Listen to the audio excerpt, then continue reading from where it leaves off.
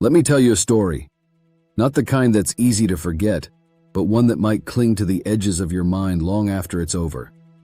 Picture this. You are alone, with nothing but the cold and the dark to keep them company. Parents are gone, disowning you like a broken toy. The streets?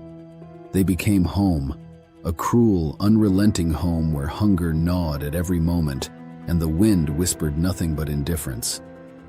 People passed by, but no one stopped. No one cared. Some sneered, some laughed, and most didn't even bother to look. To them, you weren't even a person, just a shadow on the edge of their world, something to ignore. Can you imagine it? A world where even the shadows feel like your only companions? Where is every step forward heavier than the last? Because you know there's no one waiting for you, no one who will notice if you fall? But what happens to someone like that? What happens when the pain becomes too much, and when the loneliness turns into something darker? What if the shadows you've clung to for comfort start whispering back? Stay with me, because this is where the story truly begins. And let me warn you, it's not the kind of story with a happy ending. The streets were more than just a place, they were a punishment. Every day was a battle against hunger, the cold, and the indifference of a world that didn't want me. I begged for scraps, scavenged through trash bins, and slept under bridges or in alleys where the shadows were my only cover. But even in the shadows, I wasn't safe. People laughed, whispered. Sometimes they didn't even bother to lower their voices.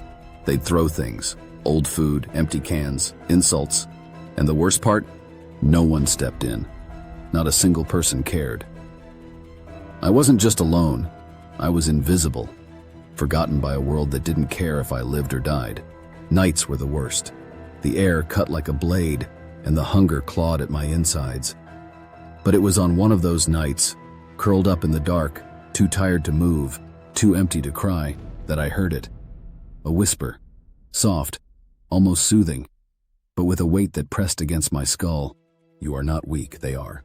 At first I thought it was my imagination, a cruel trick from a starving mind. But the voice didn't stop. It was faint at first, barely audible. But over the days and weeks it grew louder, more insistent. At first I thought I was losing my mind, but this voice, it didn't feel foreign. It felt like it had always been there, waiting for me to notice it. It knew things I hadn't even admitted to myself. My anger, my resentment, the rage that had been simmering for years. It didn't try to calm me down. No, it fed me. It encouraged me. Every insult hurled at me, every laugh at my expense, became fuel for the fire it was stoking inside me. It taught me that anger wasn't my weakness, it was my strength, my weapon, and I was ready to use it. I started to feel it, the power the voice had promised. It coursed through me, sharp and electric. I lashed out, smashed things, scared people. For the first time, I felt like I had control. And yet the more I embraced the voice, the less I felt like myself. The changes started slowly, at least that's what I told myself, a shadow in my reflection that didn't match my movements. My skin grew darker as if the anger itself was seeping through. My eyes, they burned. Not just with rage, but with something unnatural. Something otherworldly. I could feel the anger twisting my body, reshaping it. I wasn't just becoming something new. I was becoming something unstoppable. Then, I turned my focus outward. I remembered their faces, the ones who laughed, who mocked, who walked past as if I didn't exist. I found them. I confronted them. The look in their eyes when they saw what I'd become, it wasn't just fear, it was terror, and I fed on it. I didn't care who they were anymore, friends, strangers, enemies. They all stood in my way, and they all had to pay. But it wasn't enough. No matter how much destruction I unleashed, how many screams echoed in my ears, the voice demanded more. It whispered of a greater purpose, a final act that would tear everything apart. The world itself was corrupt, it said, and I was the one chosen to destroy it. The voice was no longer my guide, it was my master, and I was its vessel. Together, we would bring the world to its knees. And then it happened. The final transformation. The anger that had twisted my body and soul finally consumed me completely. My skin turned black as night, my features monstrous and unrecognizable. Shadows clung to me, alive and writhing as if feeding on my fury.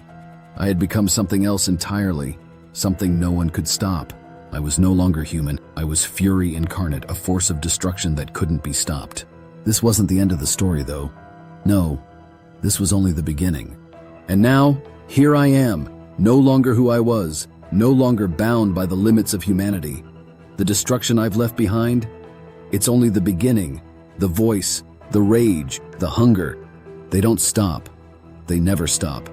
Because this isn't about revenge anymore, it's about purpose. You see, I wasn't created by chance. I was forged by pain, sharpened by rage. And as long as this world remains, so will I. I'm not a story that ends.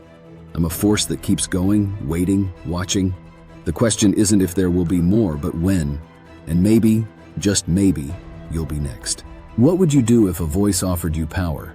Would you resist, or would you give in? It's easy to say you'd stand firm, but trust me, when you're standing at the edge staring into the abyss, the choice might not feel so clear. If this story sent chills down your spine, let me know in the comments. Have you ever heard a voice whispering in the dark, tempting you? Share your story. I'm listening. And this? This is just one of many tales that blur the line between humanity and the shadows waiting beyond. If you want more stories like this, stories that dive deep into fear, curiosity, and the unknown, subscribe to the channel. Hit the notification bell so you're ready for the next journey into darkness. Because of the shadows, they're always there, and sometimes they whisper back.